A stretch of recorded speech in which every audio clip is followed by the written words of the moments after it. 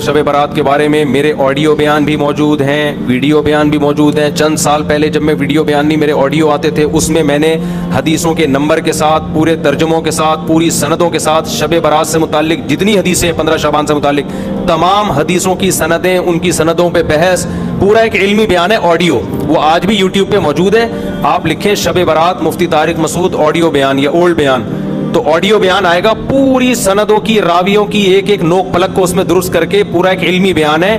تو شب برات کے بارے میں آپ کا کانسیپٹ 2 اور 2 4 کی طرح کلیئر ہو جائے گا. سمجھتے ہو گے نہیں سمجھتے؟ تو اصل تفصیلی بیان تو میرا وہ ہے, کئی سال پہلے ہوا تھا, میرا خیال ہے 2013 یا 12 میں ہوا تھا وہ بیان, آڈیو بیان ہے وہ. تو وہ آپ سن لیں پورے ایک ایک سند حوالوں کے ساتھ, کہ اس میں آپ کو پتہ چلے گا یہ 15 شعبان کی اسلام میں حیثیت کیا ہے. اس کا 2 منٹ میں خلاصہ پیش کر دیتا ہوں. پہلی بات, قبرستان جانا کسی صحیح حدیث سے ثابت نہیں ہے. ایک روایت ہے سند کے لحاظ سے انتہائی کمزور, اور اگر مان لیا جائے تو زندگی میں ایک دفعہ, ہمارے ہاں ہر سال جایا جاتا ہے, اور وہ بھی نبی چپکے سے گئے, ہمارے ہاں جتھوں کی شکل میں جایا جاتا ہے. تو یہ ساری بدعات ہیں. سمجھ میں آ رہی ہے بات؟ ایک تو وہ حدیث انتہائی کمزور ہے سند کے لحاظ سے, اس سے شرعی مسئلہ ثابت نہیں ہوتا. لہذا ہماری رائے یہی ہے کہ 15 شعبان کو قبرستان ثواب سمجھ کے جانا بدعت عمل ہے, اور ثواب سمجھے بغیر جانا بدعت کی تائید ہے. تو نہ جائیں قبرستان. سمجھتے ہو؟ نہیں یاری بھائی, ان کو رہنے دو. میں گلا پاگلوں کی طرح پھاڑ رہا ہوں. میں 3 دن سے بیانات کرتے کرتے گلا بیٹھ گیا مجھے. تو 15 شعبان کو آپ کو قبرستان جانے کی ضرورت نہیں ہے. کوئی بولے مفتی صاحب نیا دین لیا ہے, نیا دین نہیں بھائی. جتنے بھی 1400 سال سے جو بدعت سے پاک دین ہے وہ یہی ہے. کیوں؟ کوئی صحیح حدیث موجود ہی نہیں ہے, انتہائی کمزور حدیث ہے, اور زندگی میں ایک بار والی ہے. صحابہ سے وہ بھی ثابت نہیں ہے, اور وہ بھی چپکے سے گئے. آپ جتنوں کی شکل میں جا رہے ہو, تو یا تو یہ بدعت ہے یا بدعت کی تائید ہے. تو آپ قبرستان پھر چپ ہو جاتے ہیں یار, نہیں جاؤ یار, کسی اور دن چلے جاؤ قبرستان. ویسے بھی ان 15 شعبان کو قبرستان میں جو میلے ٹھیلے اور انٹیاں بن سج کے آئی بھی ہوتی ہیں نا, مردے فتنوں میں پڑ جاتے ہیں. مردے کہتے ہیں مرے کیوں یار, اتنا اچھا ماحول ہے باہر کا. تو آج کل تو انٹیاں ایسے میک اپ کر کے اور دوپٹے, اور پھر بندے بھی تیار ہو کے, ایک انٹرٹینمنٹ ہے وہ قبرستان. وہ قبرستان تھوڑی رہا ہے جو پہلے ہوا کرتے تھے. تو آج کل تو ویسے بھی جانا جائز نہیں ہے. دوسرا کام, اس رات کو لوگ کہتے ہیں نہاؤ دھو اور تہوار ہے. تو تہوار اسلام میں دن میں ہوتے ہیں, راتوں میں. عیسائیوں کے, ہندوؤں کے تہوار ہو سکتے ہیں, مسلمانوں کے تہوار دن کی روشنی میں ہوتے ہیں. رات کے اندھیروں میں بولو نا نہیں ہوتے.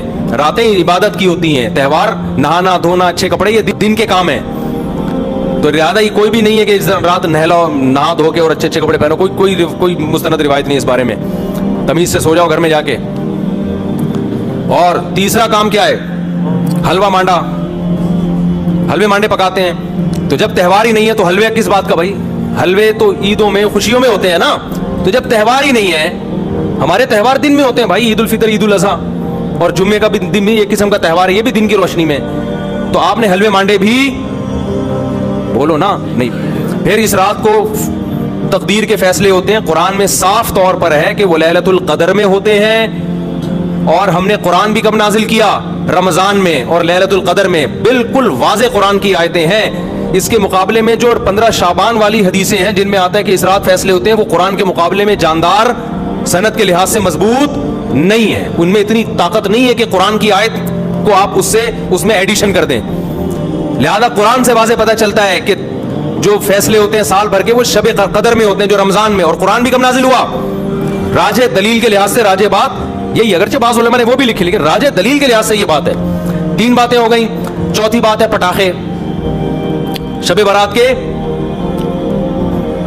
پٹاخے. تو بھائی یہ تو پٹاخے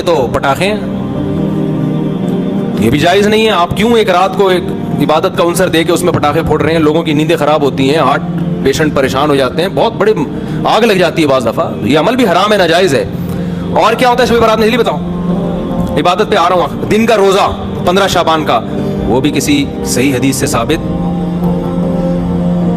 میں نے ایک دفعہ کسی نے کہا محرم کے فضائل پہ بیان کریں.